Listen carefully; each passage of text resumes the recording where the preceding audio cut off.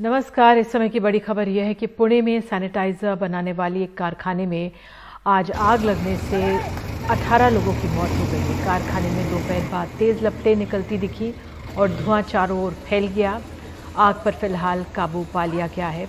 करीब 20 लोगों को बचाने में कामयाबी मिली है। बताया जा रहा है कि पैकिंग के समय स्पार्क की वजह से ये आग लग गई और 18 लोगों की जान चली गई।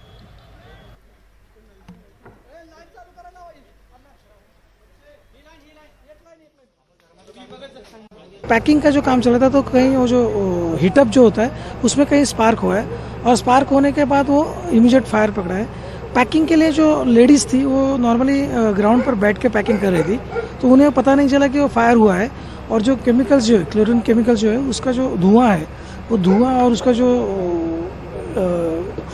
इस तरह से जो स्मोक है वो इतना ज़्यादा था कि वो लेडीज़ को ये आइडेंटिफाई करने के लिए मुश्किल हुई कि कहाँ भागना है। और जो 17 लोग थे, मिसिंग 17 लोग थे, उसमें से 15 लेडीज़ और 2 जेंट्स थे और सब के सब हमने रिकवर किए। इनफैक्ट इसमें हमने इनफैक्ट और एक ऑलरेडी एक लिया है। 18 बॉडीज रिकवर हुए।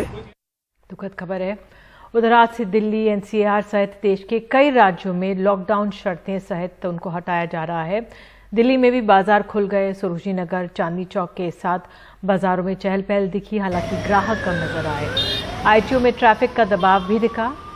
मेट्रो भी शुरू हो गई, हालांकि अपनी आधी क्षमता के साथ। आनंद विहार पर बाहर से लौटते मजदूर भी नजर आए। बाजारों में ऑड इवन लागू करने का भी इंतजाम दिख रहा है। दिल्ली में आज कोरोना के 231 नए मामले सामने आए, जबकि 36 लोगों की मौत हुई है। आज से दिल्ली के सभी मार्केट्स और शॉपिंग मॉल्स एक बड़े लंबे समय के बाद वापस खुल गए हैं। हम इस समय दिल्ली के सबसे पॉपुलर मॉल्स में से एक select city walk mall Saket में मौजूद हैं। हमारे साथ गीतांजलि सिंह है, जो कि वाइस प्रेसिडेंट ऑफ मार्केटिंग है यहाँ पर सिलेक्ट सिटी वॉक मॉल की, और इनसे जानेंगे कि क्या खास मेजर्स अभी लिए जा रहे हैं। मैम, आज से शॉपिंग मॉल खुला है, तो क्या सेफ्टी मेजर्स को लेकर के, सोशल डिस्टेंसिंग मेजर्स को लेकर के क्या आप लोग स्पेशल स्टेप्स फॉलो कर रहे हैं? तो एज अ मॉल ये हमारी पूरी संभावना में कह सकती हूँ ये है कि हम पूरी कोशिश कर रहे हैं कि जितने सेफ्टी मेजर्स दिल्ली गवर्नमेंट ने एज गाइडलाइंस दिए हैं हम उन सबका पालन करें। जैसे कि सोशल डिस्टेंसिंग है, जैसे कि मास्क पहनना सबके लिए ज़रूरी है, जैसे कि deep sanitisation of the mall है, ये सब सारे के सारे गाइडलाइंस हम फॉलो कर रहे हैं। इंक्लूडिंग जो टेम्परेचर कंट्रोल है एज पर CPWD गाइडलाइंस, इन सब का पालन किया जा रहा है। ये हमने पिछले लॉकडाउन में इम्प्लीमेंट किया था और the same system will be followed now. Ma'am, आपसे और जानना चाहेंगे कि तकरीबन फिलहाल कितनी दुकानें मॉल के अंदर इस समय खुली हुई हैं और किस तरह से बिजनेस रन कर रहा है? हमारे मॉल में करीबन 190 दुकानें हैं, जिसमें से अगर हम फूड एंड बेवरेज की दुकानें, जो रेस्टोरेंट्स हैं, जो फूड कोर्ट हैं, जो फिटनेस है और जो सैलून है, अगर हम उनको रिमूव करें तो करीबन 80 दुकानें आज खुली हुई हैं और 80 ही दुकानें कल भी खुलेंगी। कुछ दुकानें, जैसा कि आप यहाँ पे देख सकते हैं, इस दुकान के बाहर लिखा हुआ है store is close today but we are still open for deliveries. Deliver कर रहे हैं पर स्टोर कस्टमर्स के लिए आज बंद है। अंदर ज़रूर साफ सफाई चल रही है। कई दिनों बाद स्टोर खुलने वाला है तो स्टॉक को रिफिल किया जा रहा है। तो सभी तरह के मेजर्स यहाँ पर दुकानदारों द्वारा लिए जा रहे हैं। आप यहाँ पर देखेंगे कि अगर कस्टमर्स की बात करी जाए तो फिर भी आपको कुछ जनता यहाँ पर दिखाई देगी, कुछ खरीदार यहाँ पर मौजूद हैं। अगर आप तुलना करेंगे कि सरोजनी नगर या लाजपत नगर जैसे किसी मार्केट से, जहाँ पर आज सभी गलियाँ खाली पड़ी हुई हैं क्योंकि ये मार्केट्स खुले में हैं, गर्मी ज़्यादा है, खरीदार नहीं आ रहे हैं, पर यहाँ पे एयर कंडीशन मॉल है। कई लोग कई दिनों बाद अपने घर से निकले हैं और इस अनुभव को एंजॉय कर रहे हैं। नई दिल्ली से कैमरा पर्सन पवन कुमार के साथ सुकीर्ति द्विवेदी, NDTV इंडिया के लिए। इधर महाराष्ट्र और मुंबई में भी कई पाबंदियां हटाई गई हैं। मुंबई में अब शाम 4 बजे तक रेस्टोरेंट खुले रहेंगे। रेहड़ी पटरी बाजार भी खोल दिए गए हैं। इसका असर दिख रहा है। बस स्टॉप पर भीड़ दिखी, सड़कों पर भारी ट्रैफिक है। मरीन ड्राइव में भी लॉकडाउन खुलने का असर दिख रहा है। हालांकि यहाँ पे लोकल्स अभी शुरू नहीं की गई हैं। प्रधानमंत्री मोदी ने आज फिर देश को संबोधित किया। बताया कि अब केंद्र सरकार राज्यों को सारे टीके मुफ्त देगी। लेकिन उन्होंने कहा कि अप्रैल के पहले यही नीति थी जिसे राज्यों के आग्रह पर बदला गया। उन्होंने दावा किया कि राज्यों के कहने पर उनको टीके का प्रबंध सौंपा गया था, लेकिन अब ये व्यवस्था फिर से बदली जा रही है। प्रधानमंत्री ने ये अभियान फिर से पूरी तरह अपने हाथ में लेने का ऐलान किया। साथ ही कहा कि 21 जून से 18 साल से ऊपर वालों को मुफ्त में वैक्सीन लगेगी। केंद्र सरकार राज्यों को मुफ्त वैक्सीन मुहैया कराएगी। निजी अस्पताल अधिकतम 150 रुपये सर्विस चार्ज ले सकेंगे। प्रधानमंत्री ने यह भी कहा है कि प्रधानमंत्री गरीब कल्याण अन्न योजना को दिवाली तक बढ़ा दिया गया है। इससे अब नवंबर तक 80 करोड़ लोगों को मुफ्त में अनाज मिलेगा। 21 जून सोमवार से देश के हर राज्य में 18 वर्ष से ऊपर की उम्र के सभी नागरिकों के लिए भारत सरकार राज्यों को मुफ्त वैक्सीन मुहैया कराएगी। उधर कांग्रेस ने वैक्सीन पर सरकार के फैसले पर कई सवाल उठाए हैं। साथ ही कहा है कि इस बात की खुशी है कि आधे अधूरे तरीके से ही सही सरकार 18 साल से अधिक उम्र वालों के टीकाकरण जिम्मेवारी मान तो रही है।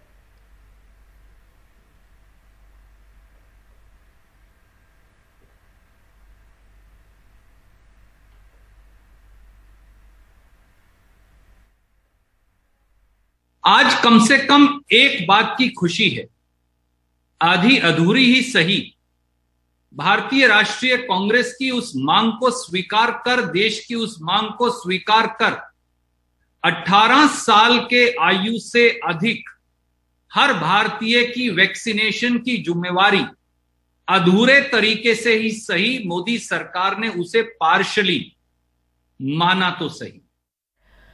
तो दिल्ली में वोटिंग की तर्ज पर अब वैक्सीनेशन कार्यक्रम शुरू होने जा रहा है। दिल्ली की केजरीवाल सरकार ने जहां वोट वहीं वैक्सीनेशन अभियान बनाया है।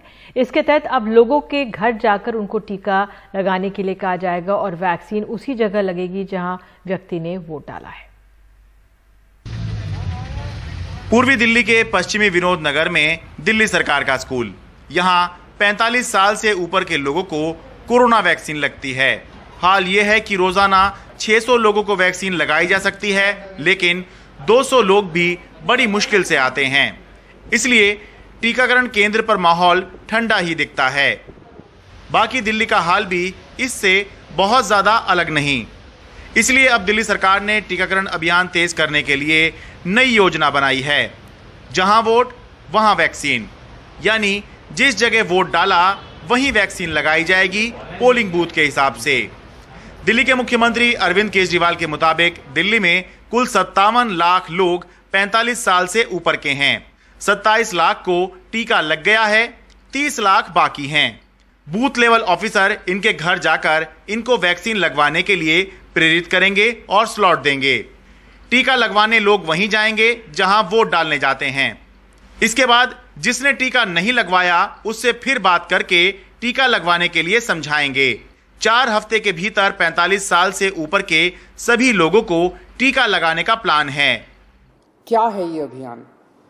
इस अभियान के तहत हम लोगों को जाके कहेंगे कि जहां आप वोट डालने जाते हो, सबको पता है कि हम कहां जाते हैं वोट डालने, सबको पता है मेरा पोलिंग सेंटर कहां है। जहां आप वोट डालने जाते हो आप वहीं पे जाइए, आपके वैक्सीनेशन का वहां पे हमने इंतजाम किया हुआ है।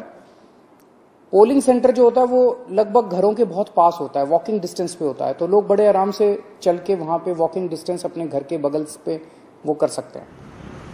अभी दिल्ली में 300 जगहों पर अस्पताल, डिस्पेंसरी और कुछ सरकारी स्कूल में 45 साल से ऊपर के लोगों के लिए टीकाकरण कार्यक्रम चल रहा है। लेकिन इस अभियान के लिए दिल्ली के करीब 14,000 पोलिंग बूथों के लिए दिल्ली सरकार के 1,000 से ज्यादा और नगर निगम के 1700 से ज्यादा स्कूलों में दिल्ली सरकार बड़े पैमाने पर टीके लगाने का काम शुरू कर सकती है। बीजेपी इस योजना पर सवाल उठा रही है। केजरीवाल जी की पुरानी आदत है कि माल किसी का कमाल किसी का। पूरे देश में केंद्र सरकार के द्वारा 45 साल और 45 साल से ऊपर के सभी लोगों को प्रोडक्शन लिंक कार्यक्रम के हिसाब से वैक्सीन लगाने का कार्यक्रम चल रहा है और केजरीवाल जी उस पर वाहवाही लूटने के लिए नए नए कारनामे करते रहते हैं। अभी ये अभियान केवल 45 साल से ऊपर के लोगों के लिए होगा।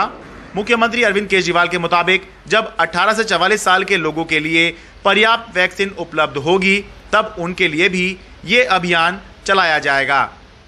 जहां वोट वहीं वैक्सीन। अब क्योंकि वोट शब्द का यहाँ पर इस्तेमाल हो रहा है तो इसलिए कुछ लोगों को लग सकता है कि कहीं इसमें राजनीति तो नहीं हो रही। हो सकता है राजनीति हो रही हो सकता है राजनीति ना हो रही हो। लेकिन एक बात बताना ज़रूरी है, वो ये कि जब देश में कोरोना टीकाकरण की शुरुआत हो रही थी तो खुद केंद्र सरकार ने कहा था कि ये टीकाकरण कार्यक्रम चुनाव प्रक्रिया की तर्ज पर ही होगा। दिल्ली से अपने कैमरा सहयोगी मोहम्मद मुरसलीन के साथ मैं शरद शर्मा, एनडीटीवी इंडिया।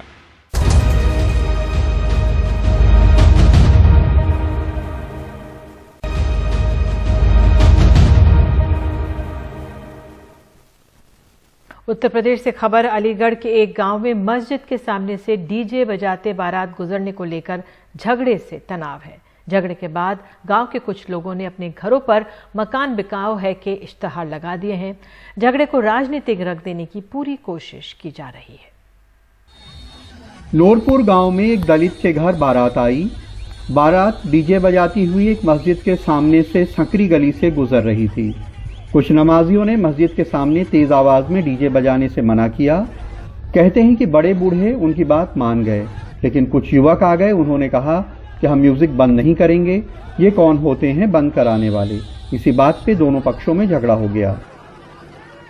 उस दिन ये बारात आई थी, हमारा नमाज का टाइम हो गया, जमात खड़ी होगी नमाज के लिए, तो उन्होंने कुछ लोगों ने निकल के बड़े बूढ़ों ने कही कि ये जरा बंद कर लो या फिर थोड़ा आगे बढ़ा लो, जो हमारी जमात में कोई ना पड़े। बड़े बूढ़े है, कोई जवान बच्चा भी नहीं था, तो उन्होंने कही यहीं पे बजेगा, यहीं होएगा, यही सब कुछ मतलब यहीं करेंगे हम। नूरपुर गांव अलीगढ़ से करीब 70 किलोमीटर दूर है। यहाँ करीब 80% मुस्लिम आबादी है, जबकि 20% अनुसूचित जाति की। कहते हैं कि 21 मई को भी एक दलित की बारात मस्जिद के सामने से गुजरी थी। नमाजियों के कहने पे मस्जिद के सामने डीजे बंद कर दिया गया था और कोई विवाद नहीं हुआ। इस बार झगड़ा हो गया। इसके बाद गांव के दलितों ने अपने घरों की दीवारों पे मकान बिकाऊ होने का इश्तेहार लगा दिया। बारात ना चढ़ने, मारपीट करें, परेशान करें, और हमने फिर प्लान बनाया कि हम नहीं आते तो गांव छोड़ के चले जाते। बढ़िया। हाँ। अच्छा, कितने लोग आपकी जो बरादरी है, क्या सभी यहाँ से जो पलायन करने के लिए तैयार है? सब प्लान करने के लिए तैयार है। इस मामले में राजनीति करने राजनीतिक दलों और संगठनों के लोग वहां पहुंचने लगे।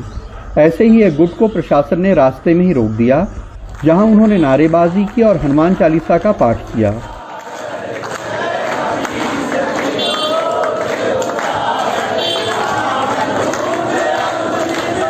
अगर जो कोई बदतमीजी कोई बहन बेटी को छेड़ेगा, जैसे मेवात में काम करा ऐसे ही करेंगे, छोड़ेंगे नहीं जिंदा बिल्कुल भी किसी प्रकार से भी, और हर तरीके से तन मन धन और गन से भी साथ रहेंगे आप लोगों के। बारात में हुए झगड़े में 11 लोगों पे एफआईआर हुई थी, जिसमें 5 गिरफ्तार कर लिए गए हैं। एआईएमआईएम के एक युवा नेता पे भी भड़काऊ बयानबाजी में एफआईआर हुई है। गांव में एक प्लाटून पीएससी लगा दी गई है।